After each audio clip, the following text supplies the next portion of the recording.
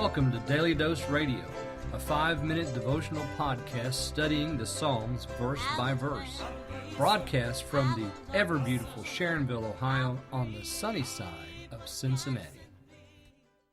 Welcome to Daily Dose Radio. All this week we're going to be studying Psalm 91, so I hope that you'll set aside 5 minutes a day to join me every day this week as we study the 91st Psalm. There's a lot to say about this psalm. Tradition has been all over this psalm. It's been dealt with by the Jews in the Talmud. It's a part of the ancient Christian hymnal. It's in modern usage. It has been sung and recorded. You'll notice as we begin that there's no superscript to this psalm, which have led some people to think that perhaps Psalm 91 belongs with Psalm 90, that they're the same author. Perhaps Moses also penned Psalm 91. There's no way to date the psalm. There's nothing within the psalm to tell us when it might have been written, such as the earlier psalms of David. We could sort of connect them with events in the life of David. Here we don't have an autograph. We don't have anything within the text of the psalm to give us an idea of perhaps when the psalm was written, and that's okay. I mean, that's a beautiful mystery. Let it be.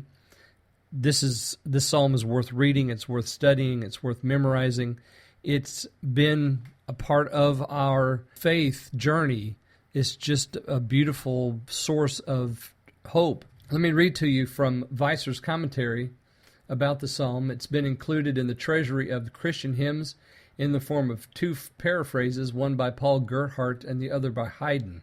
So all the way back to the time of Gerhardt and Haydn, we have this psalm being used. In the Targum, the text is assigned to two different voices, and so you have sort of the sense of call and response going on here in the psalm.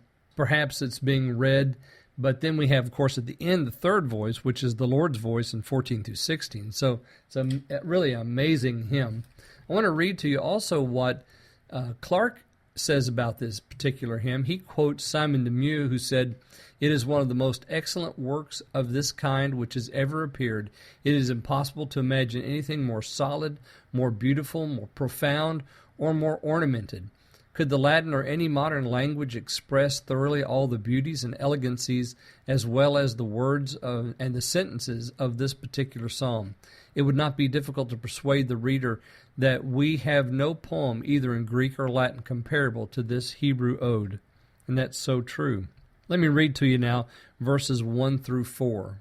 "He that dwelleth in the secret place of the Most High shall abide under the shadow of the Almighty.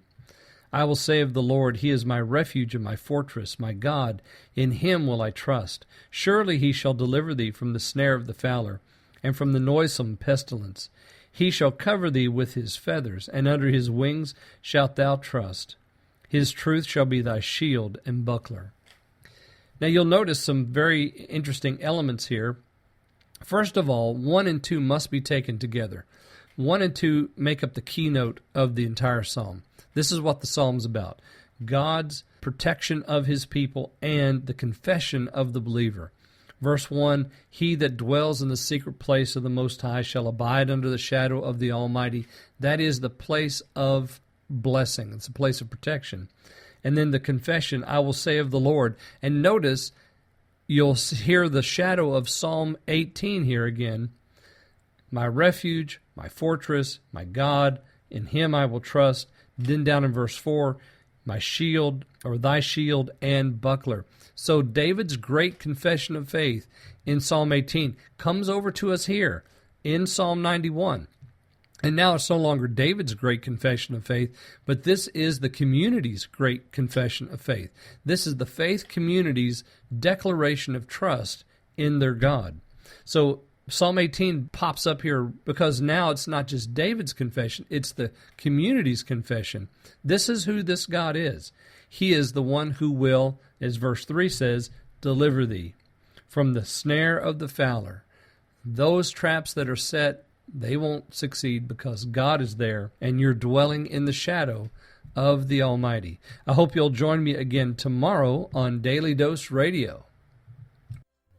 Thanks for listening to Daily Dose Radio. I'm David Smith. The music today has been performed by the Bluegrass Experiment. Thanks again for listening. I'll see you next time on Daily Dose Radio.